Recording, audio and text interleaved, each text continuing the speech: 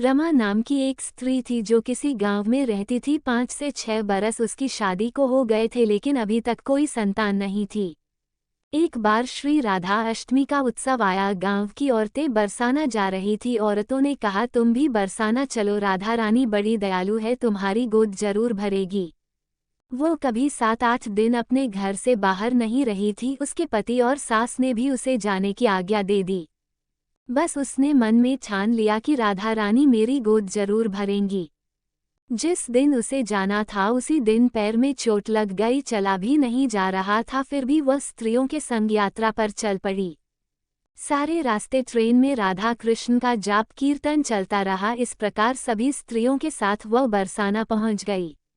सभी नहा धोकर राधा जी के मंदिर में जाने के लिए तैयार हुए। राधा जी के महल में जब जाते हैं तो ऊपर बहुत से सीढ़ियां चढ़नी पड़ती हैं। जैसे सीढ़ियां चढ़ने लगे वह स्त्रियों को बोली, तुम लोग आगे आगे चलो, मैं धीरे धीरे सीढ़ियों से आ रही हूँ। पैर में चोट लगने की वजह से चला भी नहीं जा रहा था। 2-4 सीढ़ियां चढ़ने के बाद उसका पैर मुड़ गया और वह नीचे गिरने लगी। तभी एक 7-8 साल की कन्या ने उसका हाथ पकड़ लिया। रमा बोली, बेटी आज अगर तुम ना होती तो मैं नीचे गिर गई होती।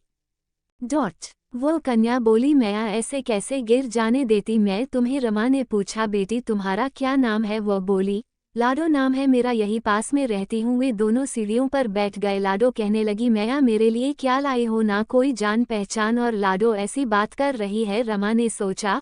फिर रमा ने कहा, लाडो मैं कल तुम्हारे लिए लेकर आऊंगी, तुम्हें क्या पसंद है?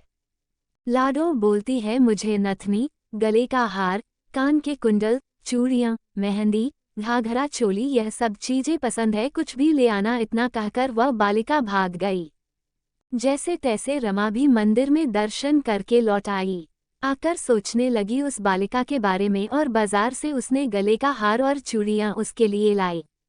अगले दिन वहीं जहां मिले थे वह लाडो उसका इंतजार करते मिली। चूड़ियां और गले का हार जैसे उसे दिया, वह बोली, बस इतनी सी ही और चीजें नहीं लाए, और वह मुंह फुलाकर बैठ गई। तब रमा बोली, अभी मैं 8 दिन यहीं पर हूँ, रोज तुम्हारे लिए कुछ ना कुछ लाया करूंगी। ये सुनकर लाडो उसकी गोदी में बैठ गई और गले से लग गई। रमा तो रोने लगी, उसे जैसे एक संतान मिल गई। खूब प्यार से उसके सिर पर हाथ फेरा, ऐसे ही वह फिर चली गई। रमा ने मंदिर से आकर घाघरा और चोली उसके लिए बनवाए, ऐसे ही रोज कुछ ना कुछ वह उसे देती।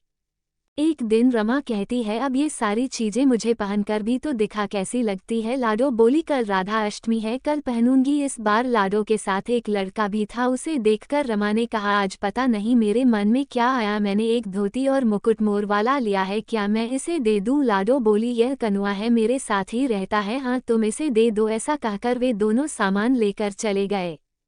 अगले दिन राधाष्टमी थी। जब रामा सीढ़ियों पर आई वहां उसे आज कोई न मिला। बहुत इंतजार के बाद जब वह मंदिर में पहुंची तो वहां बहुत भीड़ थी। कीर्तन और नृत्य हो रहा था। इसी तरह भीड़ को चीरती हुई वह आगे पहुंची और वहां देखकर राधा जी को देखा और ठाकुर जी को देखा। वही सामान सब जो वह लाई थी उन्होंने धारण किया हुआ था। वह पत्थर सी हो गई, आंखों से आंसू बहने लगे। बात समझते देर न लगी कि वह लाडो राधा जी और कनुआ कृष्ण जी हैं, स्वयं जगत के पालनहार उसके पास आते हैं। राधा जी उसकी गोदी में बैठती है और उसे मातृ सुख प्रदान करती है। वह तो जैसे बावरी हो गई, दिन रात लाडो लाडो कहती रहती, पुकारती रहती। वह स्त्रियों से बोली, तुम लोग घर जाओ, मैं नहीं जाऊंगी। उसकी सास और पति भी उसे लेने आए पर वह साथ नहीं गई।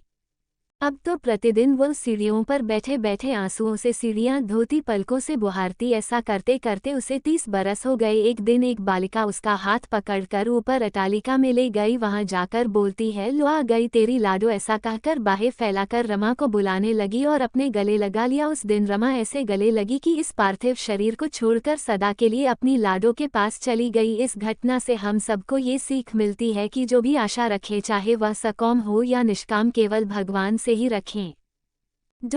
एक न एक दिन अवश्य मिलते हैं। आशा एक राम जी से दूजी आशा छोड़ दे, नाता एक राम जी से दूजा नाता तोड़ दे। बोलिए भक्त और उनके भगवान की जय। बरसाने वाली सरकार की जय हो। श्यामा प्यारी कुंज बिहारी की जय। श्री कुंज बिहारी श्री हरिदास की जय। जय जय श्री राधे। इस तरह की वीडियो देखने के लिए हमारे चैनल को लाइक शेयर सब्सक्राइब करें।